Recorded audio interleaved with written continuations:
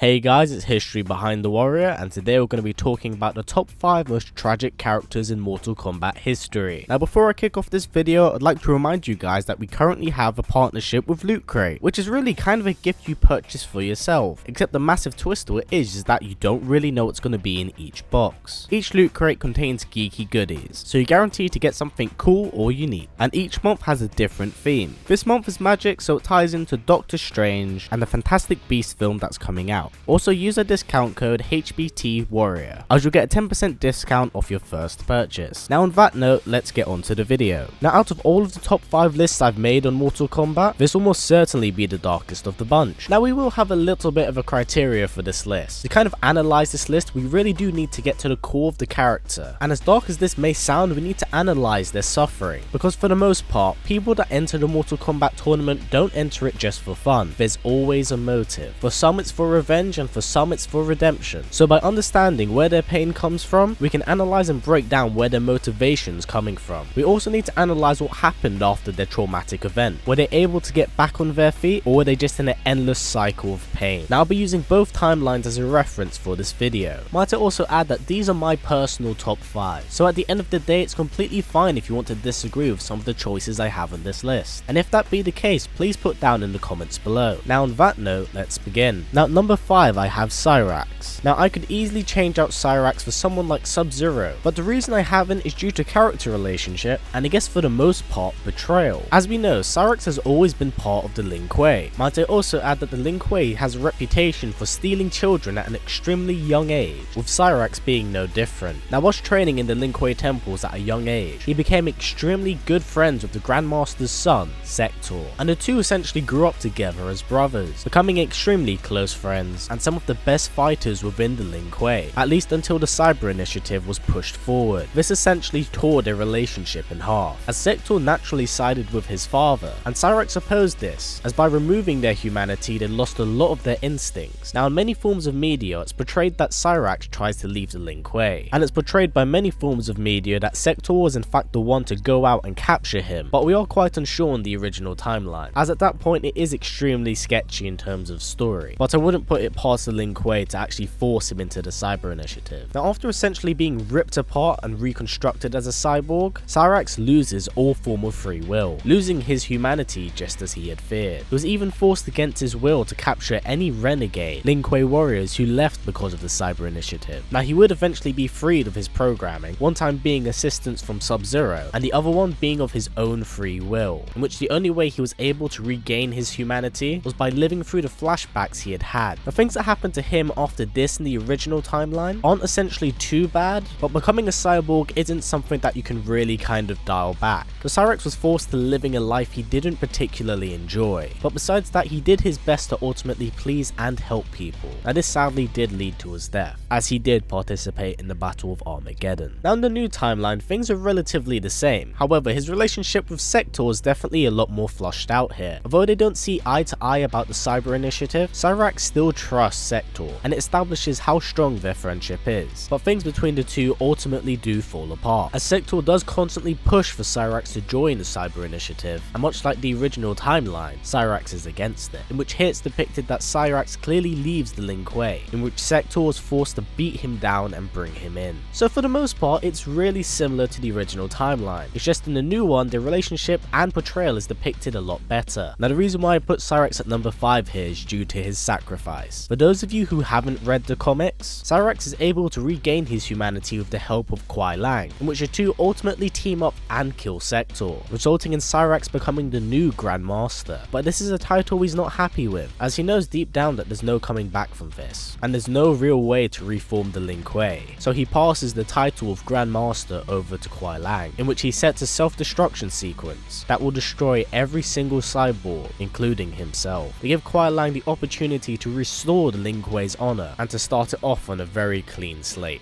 enabling Cyrax to in fact die happy. Now Cyrax's story is one that's very much different to the others on this list, and it's mostly due to the noble act of self-sacrifice. It shows his dedication and love to an organization that ultimately betrayed him, but regardless of that, at the end of the day he did still sacrifice his own life, which is essentially what makes him so tragic. Now the reason why I chose Cyrax over Sub-Zero really comes down to the relationship between Cyrax and Sector, and the one between Bi-Han and Kuai Lang. The relationship between Sector and Cyrax is a lot more tight-knit, so the two have always had a close relationship, but the one between Bi-Han and Kuai Lang, no pun intended, has always been cold, which is why I believe the betrayal of Sector hurts a lot more, and this is why I've put Cyrax at number 5. Now at number 4 we have Liu Kang, a man who's kind of had his world turned upside down since the original trilogy of Mortal Kombat. Now there's no denying that Liu Kang has always been one of the strongest characters within the franchise. Now there's no denying in the original and the new timeline there's clearly a relationship between Kitana and Liu, but I believe it's best depicted in the new timeline, as it's clearly better established there. But we'll get to that part. The things were going relatively well in the original timeline until he was murdered, in which he was then forced to watch all of his friends in turn also get murdered and enslaved by the Dragon King Onaga. Now even after they were saved by Shigenko, Liu was never really able to regain his body and did eventually die. Now in the new timeline there's a much more expanded portrayal of his character. As we are aware of the character, he does have a very strong relationship with Bo Rai Cho and Raiden, and with how they're depicted in this new timeline, it's very much so a father-son relationship, and it's clearly established throughout the entirety of the Mortal Kombat story is that Liu Kang has full faith in Raiden and that his visions are a blessing, at least until everyone gets pretty much brutally murdered. And this understandably leads to a change in tone for the character, as Raiden didn't foresee the event and it was Raiden that dragged him away from his friend, meaning that he couldn't be there to protect them. And after Kitana died in his arms, he does start to strongly believe that the god has gone mad, and due to this there's understandably some tension that builds between the two, and it's finally acted upon in the final act of Mortal Kombat 9, in which Raiden attempts to tell Liu Kang that in order to defeat Shao Kahn, the realms in fact do need to be merged. This in turn leads to a fight between the two, in which Raiden accidentally kills Liu Kang. So understandably, when Liu comes back as a Revenant in MKX, he is extremely bitter towards Raiden, despite it kind of being an accident. But if we look at it from Liu Kang's perspective, Raiden's visions ultimately did lead to some very questionable outcome, as they weren't clear, and Liu Kang lost a lot of people extremely close to him. Kung Lao, who was essentially a brother to him, and Kitana, a girl he was slowly falling in love with. He's portrayed as more of a tragic hero, and the thing is, his anger isn't really misplaced. But one thing I will always say that always interests me is how much of what Liu Kang is saying is actually Liu Kang, and how much is in fact a Revenant influence. Now at number 3 we have Scorpion. Boy, things are gonna turn dark now. Now Hanzo Hasashi was a member of the Shira Ryu, and he was known for being one of Earthrealm's best assassin, until he was murdered in cold blood, again no pun intended, by Bi-Han, the original Sub-Zero, unbeknown to the Hell Ninja that this had all been organized by Quan Chi. Now after he had died, he was offered the opportunity for revenge against Bi-Han by Quan Chi, which led to a feud between the two ninjas, ultimately culminating at the Mortal Kombat tournament, resulting in Hanzo finally being able to kill Sub-Zero and rest in peace. But the feud doesn't quite end yet, as a new Sub-Zero has arisen, and in fact has been framed by Quan Chi for murdering the entirety of the Shira Ryu clan and Hanzo's family, resulting in Hanzo nearly killing this new Sub-Zero, until the truth is revealed by Quan Chi, leading to a chase between the two characters that essentially last over the next 3 games. Now if we go to the new timeline, some things are altered. Hanzo and his family are murdered before the first Mortal Kombat tournament, again by Quan Chi pretending to be Bi-Han, and this is the main driving force for Hanzo becoming Scorpion. Now things more or less follow the same trend. He kills Bi-Han, he meets the second Sub-Zero, and Shao Kahn's ultimately defeated, but things vastly change after this. During a battle between the Special Forces and Quan Chi, he's restored back to being a human being, and this in turn shows us a side of Hanzo we haven't seen before. He's in fact suicidal, only being able to stay alive by seeking counsel in Kenshi. Now when he is able to gain clairvoyance, he does in fact reform the Shira Ryu, even taking in Kenshi's son Takeda, and we get to truly see a character that is attempting to reform for his sins. So nothing can go wrong, right?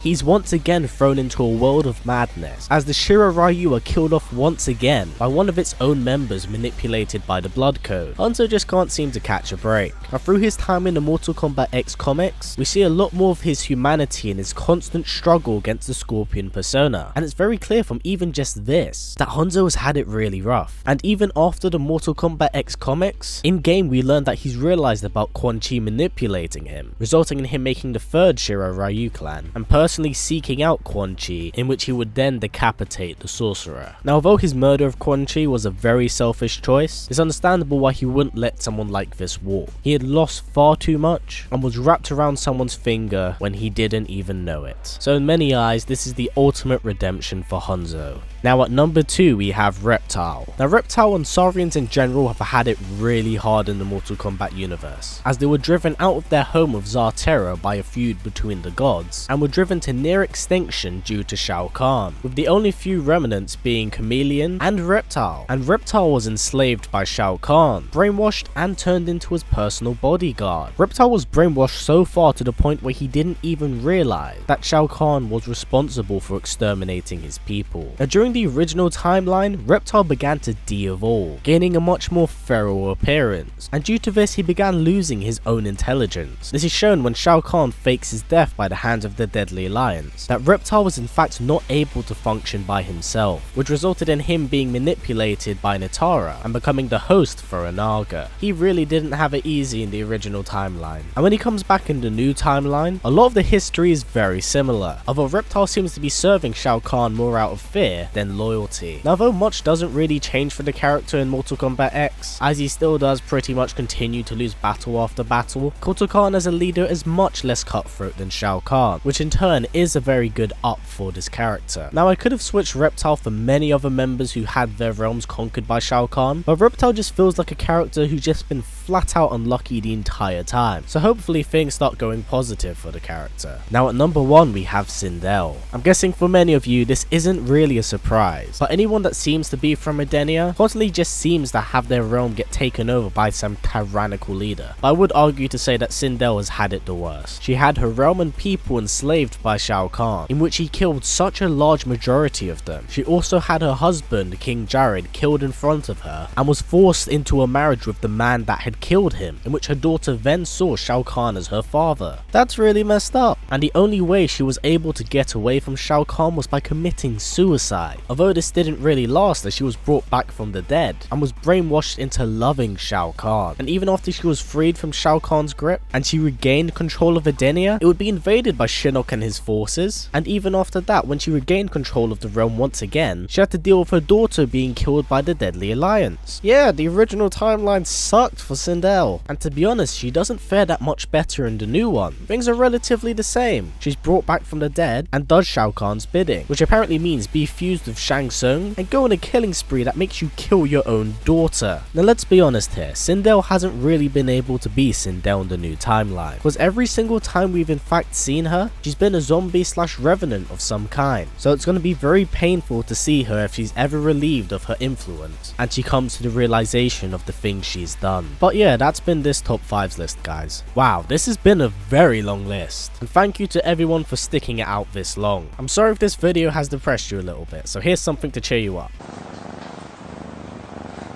Yeah, everyone's gotta love cats. At least almost everyone. And if that's the case, I'm very sorry for making you feel depressed. But yeah guys, what would you like to see in the next top 5s list? If you have a different list your own, please put it down in the comments below. Now I'll let you guys know that I might be taking a week off because I have bronchitis and I feel like I'm dying. So if you don't see a video on a Wednesday, then chances are I'm still trying to recover. Now as always guys, please comment, like, subscribe and share this video with everyone you know. Please take care and I will see you all next time.